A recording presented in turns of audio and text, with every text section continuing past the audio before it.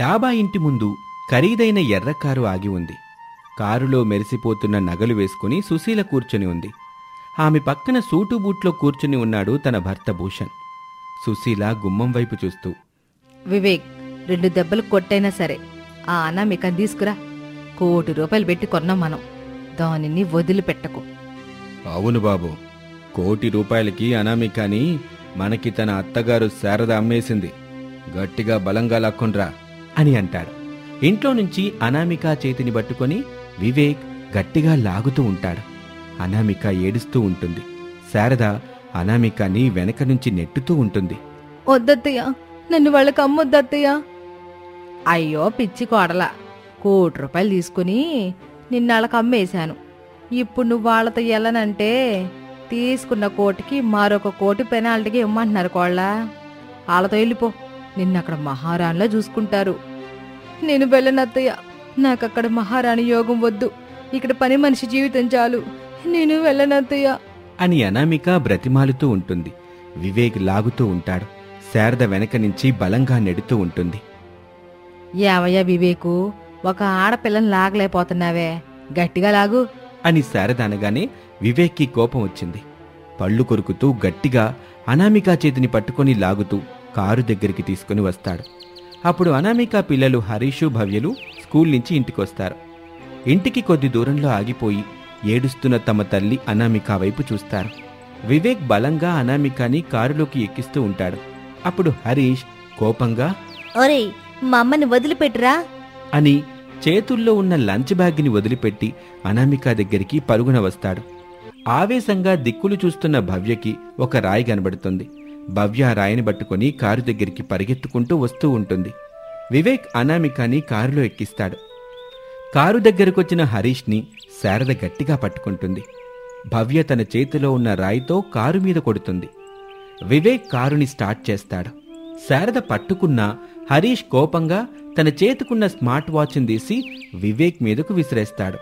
ఆ smart watch కారులో పడిపోతుంది. కారు అక్కడి నుంచి వెళ్ళిపోతుంది. ఇద్దరినీ చేతులతో పట్టుకుని ఇంట్లోకొస్తుంది శారద. హరీషు, భవ్యలు కోపంగా శారదను తిడుతూ ఉంటారు. కోపం వచ్చి శారద పిల్లల్ని బాగా ఎలా పడితే అలా కొడుతుంది. పిల్లలు ఏడుస్తూ ఉంటారు. పిల్లల్ని కొట్టి కొట్టి అలసిపోయిన శారద అక్కడి నుంచి తన రూమ్ వైపు వెళ్ళిపోతుంది. అప్పుడు కింద పడిన తన సెల్ ఫోన్ని మరిచిపోతుంది శారద. అది చూసిన హరీషు తమ తండ్రి రమేష్కి ఫోన్ చేస్తాడు.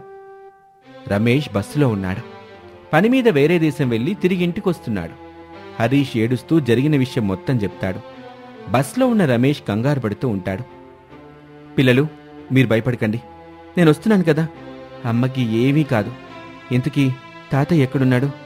తాతయ్య ఇంటి దగ్గర లేడు నాన్న, ఎక్కడికి వెళ్ళాడో ఏమో. సరే సరే పిల్లలు, మీరు భయపడకండి, నేను వస్తున్నాను. అమ్మకేమీ కాదు అని చెప్పి రమేష్ ఫోన్ పెట్టేస్తాడు. హరీషు, భవ్య ఏడుస్తూ ఉంటారు. రమేష్ వెంటనే తన తండ్రి ప్రసాద్కి ఫోన్ చేస్తూ ఉంటాడు. కానీ తన ఫోన్ ఎందుకో కలవటం లేదు. రమేష్ టెన్షన్ పడుతూ ఉంటాడు. బస్ అలా ముందుకు వెళ్తూ ఉంటుంది. శారద బెడ్ మీద పరుచుకున్న డబ్బును చూసి మురిసిపోతూ ఉంటే తన భర్త ప్రసాదు కోపంగా అప్పుడే ఇంటికొస్తాడు.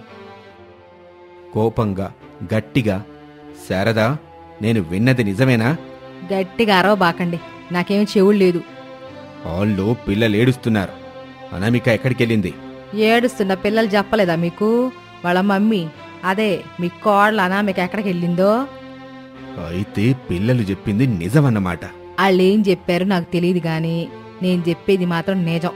స్పృహలోనే ఉండి చెబుతున్నాను ఏనండి. నాకు కావలసిన డబ్బుల కోసం కోడలు అనామికని ₹1 కోటి అమ్మేశాను అని శారద చెప్పగానే ప్రసాద్కి మరింత కోపం వచ్చింది. లాగిపెట్టి శారద చెంప మీద కొట్టాడు. దాంతో శారద కోపంగా తిరిగి కొట్టటానికి ప్రసాద్ మీదకి చెయ్యెత్తుతుంది. అది చూసి, కొట్టు శారదా, కొట్టు, కొట్టడానికి చెయ్యెత్తి ఆగిపోయేవెందుకు, కొట్టు. మిమ్మల్ని కొట్టి నాకొచ్చిన ₹1 కోటి సంతోషాన్ని పాడు చేసుకోలేనుగా. ఇలా చూడండి, మీ అందరికీ తెలుసు నాకు డబ్బు పిచ్చ చాలా ఉందని. ఆ డబ్బు కోసం ఏదైనా చేయడానికి వెనకడుగు వేయనని. డబ్బు కోసం మరీ నీచమైన పనులు చేస్తావని అనుకోలేదు శారదా. నీచమో కాదు, నీకృష్టమో కాదు, డబ్బు మహత్యం అంతే. ఇప్పుడొచ్చి 25 లక్షలు ఇస్తాను, మీ ఆయన అమ్మేమని అడిగితే ఆ డబ్బులు తీసుకుని మీ అమ్మల్ని కూడా అమ్మేస్తాను. ఛీ, నువ్వు మనిషివిగావే, మనిషి రూపంలో ఉన్న డబ్బు పిశాచానివి అని అనగానే శారదకి ప్రసాద్ ఏమాత్రం నచ్చలేదు. దాంతో శారద ప్రసాద్ని ఆ గదిలో నుంచి హాల్లోకి నెట్టేసి తలుపులు వేసేసుకుంటుంది. ప్రసాద్ బాధపడుతూ ఏడుస్తున్న పిల్లల దగ్గరికి వస్తాడు. వాళ్ళని ఓదార్చుతూ ఉంటాడు. ఏడవకండి పిల్లలు, మమ్మీకేం కాదు, మమ్మీని ఎలాగైనా కాపాడుకుందాంగా. ఈ విషయం కొడుక్కి ఫోన్ చేసి నేను చెప్తాను, నాన్నొచ్చి అమ్మని కాపాడుతాడు, మీరేం కంగారు పడకండి. నేను చెప్పాను తాతయ్య, నాన్న బస్సులో ఉన్నాడంట, ఇంటికి వస్తున్నాడంట అని చెబుతూ ఉండగానే రమేష్ హడావిడిగా సరాసరి ఇంటికొస్తాడు. ఏడుస్తున్న పిల్లల్ని చూస్తూ కంగారు పడుతూ ఉంటాడు. బాబు హరీష్, ఏమైందిరా, మమ్మీ ఎక్కడికెళ్ళింది? బాబు రమేషు, డబ్బు కాసబడి ₹1,00,00,000 కోసం కోడలు అమ్మేసిందిరా మీ అమ్మ అని చెప్పగానే రమేష్ కన్నీళ్లు పెట్టుకుంటాడు. ఎవరో ఒక వ్యక్తి పొడుగ్గా ఉన్నాన్న అమ్మ చేతిని పట్టుకొని గట్టిగా లాగుతూ కారెక్కించాడు. నానమ్మ నన్ను పట్టుకుంది, లేదంటేనా నేను కూడా కారెక్కేవాడిని నాన్న. పిల్లలు, మమ్మీని ఎటువైపు తీసుకెళ్లారో మీరు చూసారా? చూశాను తాతయ్య. సరే పదండి, మీరు కారుని చూస్తే గుర్తుపడతారు కదా. పడతాను తాతయ్య, ఎర్ర కారు. అబ్బా, ఎర్ర కార్లు చాలా ఉంటాయి తల్లి. కార్ నెంబర్ ఏమైనా చూసారా? లేదు తాతయ్య. నాన్న, ఇప్పుడు అనామికని మనం ఎలా కాపాడుకోవాలి నాన్న? నాన్న, మమ్మీని ఎవరు తీసుకెళ్లారో, ఎక్కడికి తీసుకెళ్లారో నానమ్మకి తెలుసు కదా, వెళ్ళి నానమ్మనే అడుగుదాం. ఎంత చెప్పినా కొట్టినా సరే మీ నానమ్మ చెప్ప తల్లి. డబ్బు పిచ్చితో కావాలనే గదా ₹1,00,00,000కి మీ అమ్మ అనామికని అమ్మేసింది. అలాంటప్పుడు మనకి నిజం చెప్తుందని ఎలా అనుకుంటాను చెప్పు? అది కూడా నిజమేనన్నా. ఇప్పుడు మరి అనామికని ఎలా కాపాడుకోవాలి? బాబు రమేషు, ఆలస్యం చేయకుండా పోలీస్ స్టేషన్కి వెళ్దాం, కంప్లైంట్ ఇద్దాం పద బాబు. నేను అదే అనుకున్నానన్నా, పదండి వెళ్దాం. తాతయ్య చెప్పినట్టు కారు నెంబర్ చూసుంటే బాగుండేది, కానీ నేను చెల్లి ఎవరు ఆ కారు నెంబర్ చూడలేదు నాన్న. కాకపోతే కోపంగా నా చేతికున్న స్మార్ట్ వాచ్ని తీసేసి అమ్మని తీసుకెళ్తున్న వ్యక్తిని కొట్టాను. అప్పుడు అతడేమో తప్పించుకున్నాడు, కానీ నా వాచ్ వెళ్ళి కారులో పడిపోయింది అని హరీష్ చెప్పగానే రమేష్ ముఖం సంతోషంతో వెలిగిపోతుంది. బాబు హరీష్, మీ మమ్మీ ఎక్కడుందో తెలిసిపోతుంది. మీ మమ్మీని నువ్వే కాపాడావు బాబు అని మురిసిపోతూ ఉంటే ప్రసాదు, హరీషు, భవ్య వింతగా చూస్తూ ఉంటారు. నాన్నా, అనామిక ఎక్కడికి వెళ్ళిందో నాకు అర్థమైంది. ఇప్పుడు నేను చెప్పేది పూర్తిగా వినండి నాన్నా. చెప్పు బాబు, ఎలాగైనా మనం కోడలు అనామికాని కాపాడాలి. నాన్నా, ఆ మధ్య పిల్లలెత్తుకెళ్తున్న గ్యాంగ్ ఒకటి తిరుగుతుందని అందరూ భయపడ్డారు కదా. అవును బాబు, చాలా మంది పిల్లల్ని కూడా ఎత్తుకెళ్లారు కదా ఆ వెధవలు. పాపం ఆ పిల్లల్ని ఏం చేస్తున్నారో. అలాంటి సమస్య మనకొస్తే పిల్లలు ఎక్కడికి వెళ్లారో తెలుసుకోవటానికి పిల్లలకి జీపీఎస్ ఉన్న వాచుల్ని తీసుకొచ్చానన్నా. ఇప్పుడు మనం ఆ జీపీఎస్ ద్వారా అనామిక ఎక్కడుందో కనిపెట్టచ్చు అని చెప్పి తన సెల్ ఫోన్లో చూస్తాడు. అనామిక ఎక్కడ ఉందో లొకేషన్ తెలియటంతో రమేషు, ప్రసాదు పిల్లలు పోలీసులతో కలిసి అక్కడికి వస్తారు. అది ఒక కళ్యాణ మండపం. పెళ్లిపీటల మీద వివేక్, అనామిక కూర్చుని ఉంటారు. అనామిక ఏడుస్తూ ఉంటుంది. పిల్లలు హరీషు, భవ్యలు అనామికాని చూసి మమ్మీ అంటూ సంతోషంగా అనామిక దగ్గరికి వెళ్తారు. అనామిక పిల్లల్ని చూసి సంతోషపడుతుంది. వివేక్, సుశీల, భూషణ్ ముగ్గురు కారులో అక్కడి నుంచి పారిపోతారు. నేను మిమ్మల్ని మళ్ళీ చూస్తానని అనుకోలేదండి. ఇది నా గొప్పతనం కాదనామిక, మన పిల్లలది. ఈరోజు వాళ్ళే నిన్ను కాపాడారు తెలుసా అని చెప్పి అనామికాని తీసుకుని ఇంటికొస్తారు అందరూ. ఇంట్లో శారద కనిపించదు. ఇంటి బయట లోపల మొత్తం వెతుకుతారు, కాని ఎక్కడా వాళ్ళకి శారద కనిపించదు. ఎక్కడికెళ్ళుంటుంది? డబ్బు మీద పిచ్చితో ఇంత పని చేస్తుందనుకోలేదు. ఎక్కడికెళ్ళినా ఇంటికి రావాలి గదా. ఏ రాత్రైనా నేను ఈరోజు పడుకోను. శారదొచ్చాక దాన్ని బాగా కొట్టిన తర్వాతే అప్పుడు పడుకుంటాను అని అంటూ ఉండగా రమేష్ సెల్ ఫోన్ రింగ్ అవుతుంది. హలో అమ్మా, ఎక్కడున్నావు? కోడల కోసం కొడుకు నీ కూతురిని తీసుకొని వెళ్ళినప్పుడే నాకు మొత్తం అర్థమైంది బాబు. ఖచ్చితంగా నువ్వు అనామికని కాపాడి ఇంటికి తీసుకొస్తావని. ఇంటికి వచ్చిన తర్వాత అందరూ కలిసి నన్ను ఒక ఆట ఆడుకుంటారని నేను ఊహించానురా. నా ఊహ నిజమైంది. అందుకే ₹1,00,00,000తో నేను మీకు దూరంగా వెళ్ళిపోతున్నాను. ఇక మీకు నేను దొరకను. ఉంటాను బాబు. మీరు సంతోషంగా ఉండాలని కోరుకునే మీ అమ్మ శారద. అని చెప్పి శారద ఫోన్ పెట్టేస్తుంది. రమేష్ మళ్ళీ కాల్ చేస్తాడు, కానీ ఈసారి ఫోన్ కలవదు. సౌండ్ చేస్తూ కట్ అవుతూ ఉంటుంది. ఇక రమేష్ ఎక్కడికి వెళ్లకుండా బుద్ధిగా పనిచేసుకుంటూ భార్యా పిల్లల్ని సంతోషంగా చూసుకుంటూ ఉంటాడు. కానీ ఆ ₹1,00,00,000తో శారద ఎక్కడికి వెళ్ళిందో ఏం చేస్తుందో ఎవ్వరికీ తెలియదు. పెరట్లో సంతోషంగా ఆడుతున్న దూడని చూస్తూ శారద మురిసిపోతూ ఉంటుంది. అప్పుడే ఆయాసపడుతూ పాలేరుగా తన దగ్గర పనిచేసి మానేసిన గోవిందయ్య శారద దగ్గరికి వచ్చాడు. శారద, ఏవైంది గోవిందయ్యా? అమ్మగారు, గుళ్ళో మన రమేష్ బాబు గారు చిన్నమ్మగారైన అనామిక అమ్మగారిని పెళ్లి చేసుకుంటున్నాడు అని చెప్పగానే శారద ఆశ్చర్యంగా చూస్తూ ఉంటుంది. అమ్మా, మీరు వెళ్ళకపోతే మీ అన్నయ్య చావు కారణమైన అనామిక అమ్మగారిని మానింటికి కోడలుగా తీసుకొచ్చేస్తాడమ్మా రమేష్ బాబు గారు అని చెప్పగానే శారద ఆశ్చర్యం నుంచి తేరుకుంటుంది. పెరట్లో నుంచి ఇంట్లోని టీవీ దగ్గరికి వస్తుంది. అక్కడ ఉన్న బల్ల మీద తన ఫోన్ తీసుకొని వెంటనే తన భర్త ప్రసాద్కి ఫోన్ చేస్తుంది. అప్పుడు ప్రసాదు, హలో, ఎవరు? యావయ్యా, నేను శారదని మాట్లాడుతున్నాను. చెప్పు శారదా, ఏవైంది? ఇప్పుడు ఫోన్ చేశావు? ఏవైందనేది నేను తర్వాత చెప్తానులే గాని ముందుగా నువ్వు పరుగును గుడి దగ్గరికి రా. నేను కూడా అక్కడికే వస్తున్నాను. ఇప్పుడున్న పొలంగా గుడి దగ్గరికి వస్తే మరి ఇక్కడ మేస్తన్న ఆవుల సంగతేంటి? ఆ ఆవులు ఎక్కడికి పోలయ్యా. చీకటి పడుతూ ఉండగా అవన్నీ మనింటికే వస్తాయి గాని నువ్వు మాత్రం ఉన్న పలంగా బయలుదేరి ఆ గుడి దగ్గరకొచ్చి అని శారద కంగారుగా చెప్పి ఫోన్ పెట్టేస్తుంది. శారద ఇంటి దగ్గర నుంచి గుడివైపు పరిగెడుతూ ఉంటుంది. ఇక మరోపక్క ప్రసాదు పొలం దగ్గర నుంచి గుడివైపు ఏం జరిగిందా అని కంగారుగా పరిగెడుతూ ఉంటాడు. గుడిలోని అమ్మవారి ముందు అనామిక, రమేషు ఇద్దరు పూలదండలు వేసుకుని కంగారు పడుతూ దిక్కులు చూస్తూ నిలబడి ఉంటారు. అత్తమావలకి చెప్పకుండా పెళ్లి చేసుకోవడం వద్దు బావా, వాళ్ళకి చెప్పి అప్పుడు చేసుకుందాం.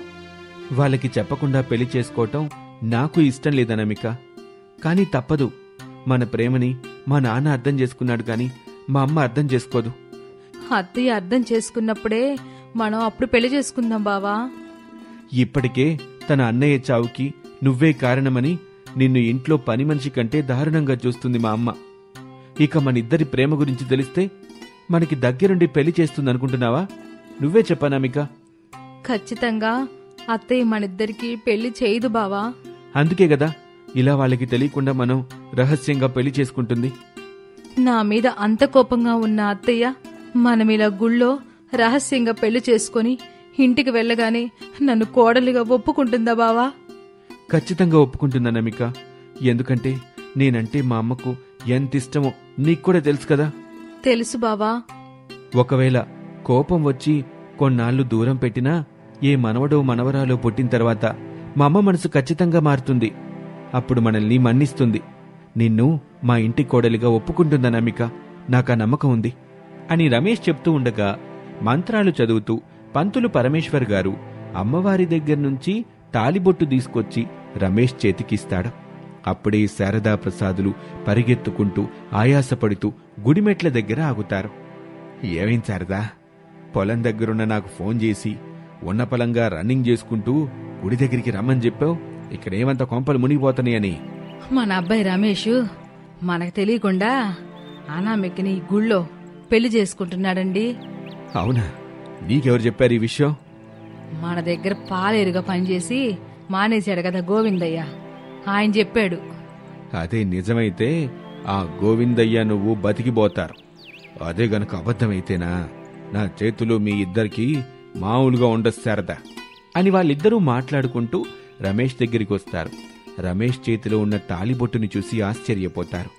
తన పెళ్లి చూడ్డానికి వచ్చిన తల్లిదండ్రుల్ని చూసి రమేష్ సంతోషపడతాడు. శారద కోపంగా అనామిక దగ్గరికి వెళ్తుంది. బలంగా చెంప మీద కొడుతుంది. అనామిక కన్నీళ్లు పెట్టుకుంటుంది. పాపిష్టిదాన, పుట్టగానే మా వదిన్ని, పెళ్లిడికి రాగానే మా అన్నయ్యని పొట్టను పెట్టుకున్నావు.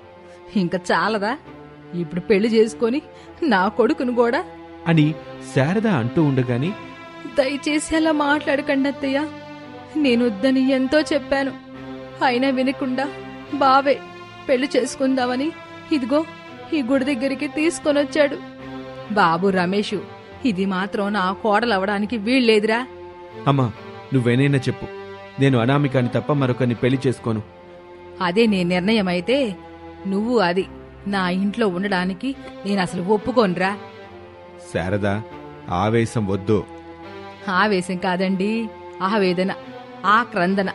నా అన్న వదినల్ని చంపిన హంతకురాల్ని నాకు కోడలుగా తీసుకొస్తానని కొడుకు అంటంటే నేనెలా ఊరుకుంటాను చెప్పండి. అనామిక మనకింటి కోడలు కాకముందే నీకు మేనకోడలన్న సంగతి మర్చిపోవద్దు శారదా. దాన్ని నేనెప్పుడు అసలు నా మేన కోడలుగానే చూడలేదు. అనామికని పని మనిషిగానే చూశాను. అందుకే అన్నం పెట్టాను. ఇక చాలమ్మా, నా భార్యని పని మనిషి అంటే మాత్రం నేనిక ఒప్పుకోను. అయితే దాన్ని పెళ్లి చేసుకొని నువ్వు ఇంటికి మాత్రం రావద్దు. మీ ఇద్దరు కలిసి ఎక్కడికైనా దూరంగెళ్ళి అక్కడ బతకండి అని చెప్పి కోపంగా శారద అక్కడి నుంచి వెళ్ళిపోతుంది. తను మాట్లాడ్డానికి ఇక ఏమీ లేదని ప్రసాద్ కూడా శారద వెనకాలే వెళ్తాడు. అనామిక కన్నీళ్లు పెట్టుకుంటూ ఉంటుంది. ఇక పంతులు పరమేశ్వర్ గారు మంత్రాలు చదువుతూ ఉంటారు. రమేష్ సంతోషంగా అనామిక మెడలో తాళి కడతాడు. ఇద్దరూ గుళ్ళోని అమ్మవారికి దండం పెట్టుకుని శారద ఇంటికొస్తారు. ఇంటి బయట వాళ్ల బట్టలు, సూట్ కేసులు, ఓ 2-3 గిన్నెలు కిందపడి ఉంటాయి. గోవిందయ్య ఒక ఆవుని దూడని పట్టుకుని ఉంటాడు. శారద గుమ్మం ముందు నిలబడి కోపంగా చూస్తూ ఉంటుంది. అమ్మా, ఒకసారి నీ కోపం తగ్గించుకో, నేను చెప్పేది వినమ్మా. మీ అమ్మ చనిపోయింది బాబూ, ఇక వెళ్ళు. ఆ ఆవుని దూడని దాని నాన్న చచ్చిపోతా నాకు అప్పగించిన ఆస్తి అది. వెళ్ళండి, అవన్నీ తీసుకొని ఎక్కడికైనా పోయి బతకండి. నా కంటికి మాత్రం మీ ఇద్దరు కనిపించొద్దు బాబు, వెళ్ళిపోండి ఇక్కడి నుండి అని చెప్పగానే రమేషు, అనామికాలు దండం పెట్టి అక్కడ్నుంచి ఒక పాత ఇంటికి వస్తారు. అది కూలిపోవటానికి సిద్ధంగా ఉన్న ఇల్లు. రమేష్ పొలం పనులకు వెళ్తూ ఉంటాడు. అనామిక ఆవు పాలు పితికి అడవి మార్గాన టౌన్కి నడుచుకుంటూ వెళ్లి ఒక స్వీట్ షాప్లో ఆ పాలు పోస్తూ ఉంటుంది. తిరిగింటికొచ్చేటప్పుడు అడవిలో కనిపించే పచ్చని గడ్డిని ఆవు కోసం కోసి నెత్తిన పెట్టుకుని వచ్చేది. ఇలాగే రోజులు గడుస్తూ ఉంటాయి. వాళ్ళిద్దరి సంపాదన బావుంటుంది. కొన్నాళ్ళకి అనామిక ప్రెగ్నెంట్ అవుతుంది. రమేష్ సంతోషంగా స్వీట్స్ తీసుకుని శారదా దగ్గరికి వెళ్తాడు. అమ్మా, నాన్న, మీరు నానమ్మ తాతలు కాబోతున్నారు అని చెప్పగానే శారదా ప్రసాద్ ఇద్దరూ సంతోషపడతారు. పైకి మాత్రం కోపంగా ఉన్నట్టు నటిస్తారు. రమేష్ స్వీట్స్ ని అక్కడ పెట్టేసి వెళ్ళిపోతాడు. శారదా ప్రసాద్ ఇద్దరూ సంతోషంగా ఆ స్వీట్స్ తింటారు. అనామికకి నెలలు నిండుతూ ఉంటాయి. ఇక ఆ రోజు డెలివరీ. అనామిక హాస్పిటల్లో ఉంటుంది. వాళ్ళకి పండంటి ఆడపిల్ల పుడుతుంది. రోజులు గడుస్తున్న కొద్దీ శారదా ప్రసాద్లకి మనవరాలి మీద మమత పొంగుతూ వస్తుంది. రోజూ దొంగచాటున ఒక చెట్టు పక్కన నిలబడి ఆడుకుంటున్న 6 ఏళ్ల మనవరాలు భవ్యని చూస్తూ ఉండేవాళ్లు. అనామిక ఆ దరిదాపుల్లోకి రాగానే అక్కడి నుంచి వెళ్ళిపోయేవాళ్లు. అలా ఆడుకుంటున్న భవ్య ఒక రోజున కళ్ళు తిరిగి ఉన్నపళంగా కింద పడిపోతుంది. అది చూసిన అనామిక టౌన్లో ఉన్న ఒక పెద్ద హాస్పిటల్కి తీసుకుని వెళ్తుంది. పాప హార్ట్ చాలా వీక్గా ఉంది. పాపకి ఆపరేషన్ చెయ్యాలి.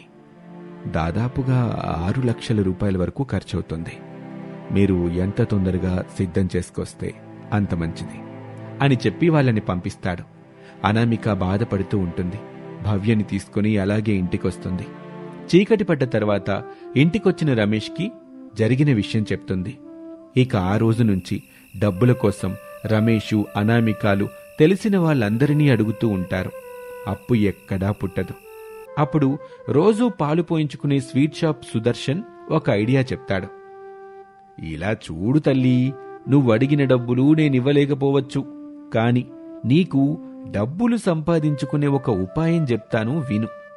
చెప్పండి బాబు, తప్పకుండా ఆ ఉపాయం ఏంటో నాకు చెప్పండి, నేను చేస్తాను బాబు. మన షాపులో రసమలై చాలా ఫేమస్సు. ఈ చుట్టుపక్కల ఉన్న వాళ్ళందరూ మన దగ్గరికే వచ్చి కొనుక్కుని వెళ్తూ ఉంటారు. అది గనక నువ్వు ఇంటి దగ్గర తయారు చేసి ఊరంతా తిరుగుతూ కొంచెం ఎక్కువ ధరకే అమ్ముకున్నావనుకో, అందరూ కొంటారు, డబ్బులు కూడా నీకు తొందరగా సమకూరుతాయి అని ఒక మంచి ఐడియా చెప్పగానే అనామిక సంతోషపడుతుంది. సుదర్శన్ దగ్గరే రసమలై ఎలా తయారు చెయ్యాలో నేర్చుకుంటుంది. మరుసటి రోజు నుంచి ఇంటి దగ్గరే ఆవు పాలు పితికి రసమలై తయారు చేసి తోపుడు బండి మీద పెట్టుకుని ఊరంతా తిరుగుతూ అమ్ముతూ ఉంటుంది. రసమలై, తీయని రసమలై, స్వచ్ఛమైన ఆవు పాలతో చేసిన రసమలై. రండి బాబూ రండి అంటూ రసమలై అమ్ముతూ ఉంటుంది అనామిక.